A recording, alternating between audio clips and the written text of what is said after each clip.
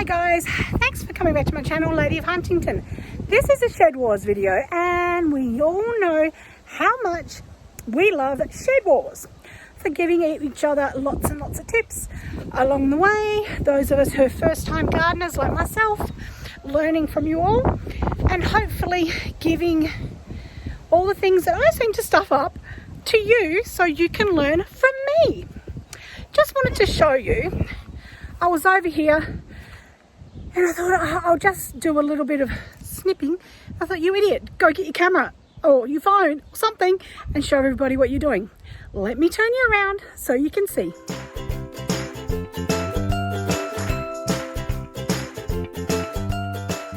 Okey-dokey. First things first, as you may have seen in my last video, I showed you that I had left the yellow leaves on. So you see that I don't come and just do it then show you all the great stuff. Because I tell you what, there's a lot of shitty stuff as well, especially my garden. So I've cut a lot of those off. I'm still progressing around getting them. My purple cauliflower, I'm so excited about. But then look over here. I was like, oh no! Obviously that's going to be one for the chooks. That's a little disappointing, but you can't win them all. Lynn, I want to thank you for your great tip on cutting off those, get my scissors out. These guys here actually start to go to flower. Don't pull it all out, which is what I was doing. So I have, as per your suggestions, been cutting the tops off when they start to go to seed. Thank you so much. Wonderful advice. Anyhow, I'm going to continue on cutting this off and picking off all the yellow bits and bobs down in the bottom. I'll come and show you my bunch once it's done. Got a few garden beds that are looking a little bit sad and sorry for themselves at the moment. Some that are looking not so bad. It's a bit of a mixture. Win some, you lose some. As I say, swings and roundabouts. Let me continue on and then show you what I've done. Well, guys, I have managed to take out all of this down through here. Look at my garden bed. Oh my gosh. There's that one that I'm keeping there. Hopefully you can save that. Let's see properly. This guy, he looks like he's starting to go a different colour on the other side, so I'm getting a bit worried about him. Now, just take it off. This one here looks like it's growing okay, so I'm happy about that little one. I think I've gone around and taken off all of the bits which were all yellow. And you can see there are lots of them. Can somebody let me know, please? Is that through watering over the top of the heating, or from when it rained a lot, or from when it got really, really hot, or lack of water, or lack of something else? These are where I've cut these babies off. Look, it's gone all yuck. So I'm assuming that's unedible. This one, starting to do the same, but it's not too bad, maybe okay. So I can't pull these out, I have to pull some to pull those out. So you can see I've kind of had a big cull in here. I haven't finished yet, but I thought if I was showing you, you'd probably be all sitting there going, holy moly, don't do that. So it's probably a good idea that I didn't show all of that on camera. You might be all having a heart attack by now, which is kind of what I was doing. I was going through it all. I'm thinking, oh my God, I can't keep that, can't keep that, can't keep that. So now I'm a little devastated.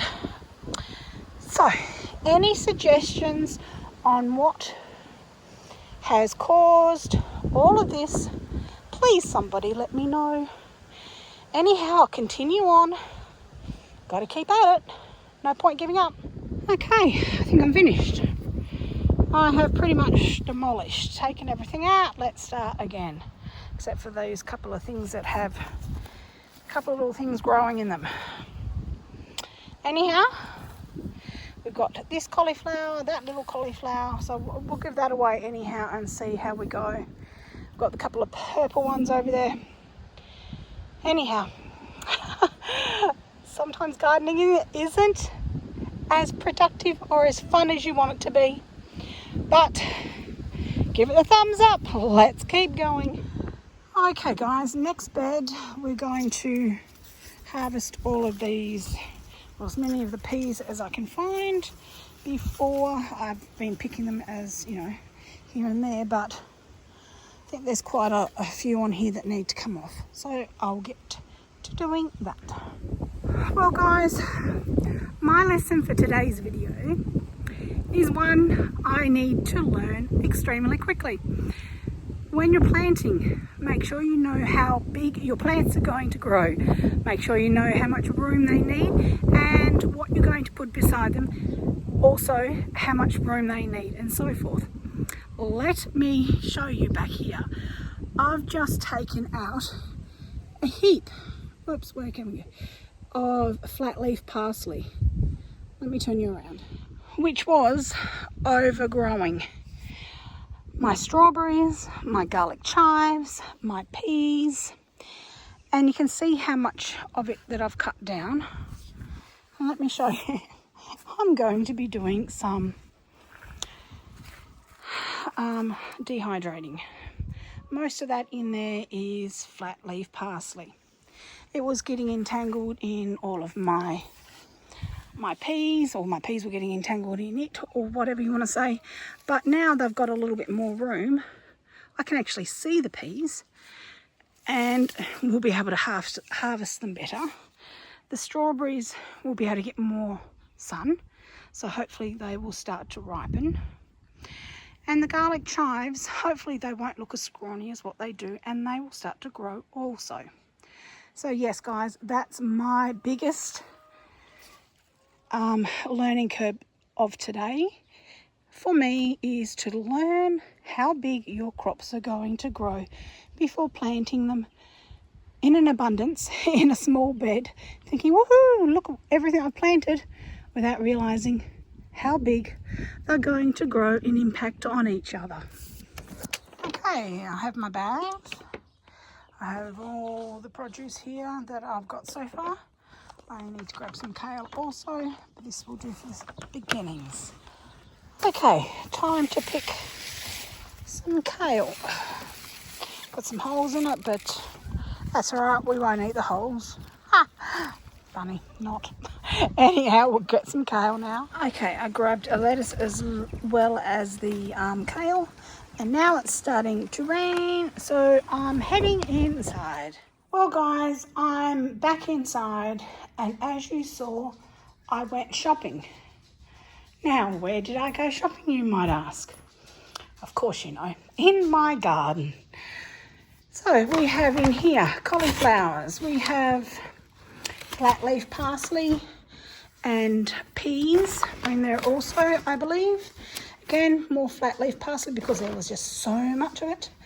Lettuce and kale. But we'll get it all out, we'll give it a wash, and then I will weigh it, because I don't think we should weigh it where you just brought it straight in from the garden and you're not going to eat the stems or anything like that.